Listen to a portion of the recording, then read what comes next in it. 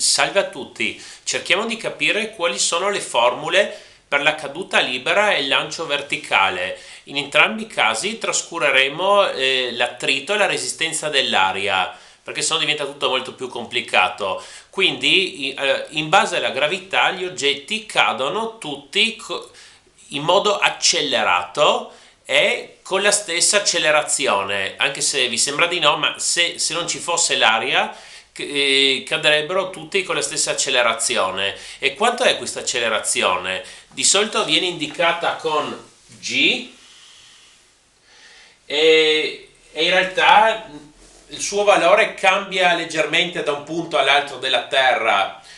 Comunque un valore generalmente abbastanza insomma, accettato è 9,81 metri al secondo quadrato. Va bene, allora, quindi si tratta, quando parliamo di caduta libera, si tratta di un moto uniformemente accelerato. Queste sono le formule del moto uniformemente accelerato. Quindi invece di un'accelerazione A qualsiasi metteremo G.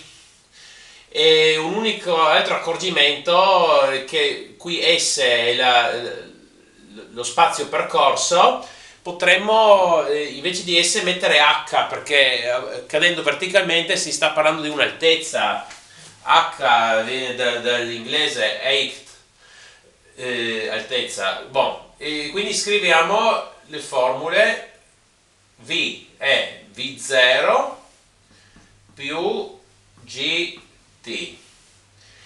S è, no, quindi mettiamo H, è V0 per T più un mezzo G T al quadrato.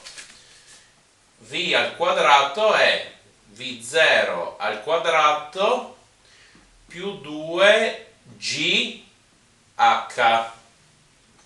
E così abbiamo ottenuto le formule per la caduta libera. Sempre stiamo attenti al caso in cui la velocità iniziale è 0, perché le formule diventano più semplici. E il caso in cui noi lasciamo cadere un oggetto senza dargli una spinta verso il basso, lo lasciamo cadere e basta. In quel caso, quando V0 è uguale a 0, qui abbiamo V è uguale a GT.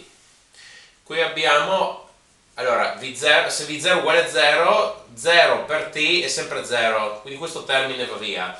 H è un mezzo GT al quadrato.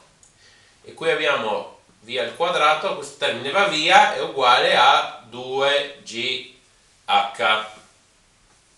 Questo se la velocità iniziale è 0. Allora, adesso per il lancio verticale, quindi lanciamo un oggetto verticalmente verso l'alto, esattamente verticalmente, e cosa succede? La sua velocità diminuisce progressivamente e di quanto? È sempre la stessa quantità g, solo che possiamo dire che abbiamo una decelerazione e quindi abbiamo un'accelerazione di meno g. Quindi al posto di a nelle formule metteremo meno g, quindi v è uguale v0, quindi dovremmo avere più meno g per t, però possiamo scrivere direttamente meno gt. Stessa cosa qua, invece di a dobbiamo mettere meno g, comunque il meno va a finire qua, al posto di s mettiamo h, v0 t meno un mezzo gt al quadrato. Ok, qua è la terza formula, v al quadrato è v0 al quadrato meno 2gh.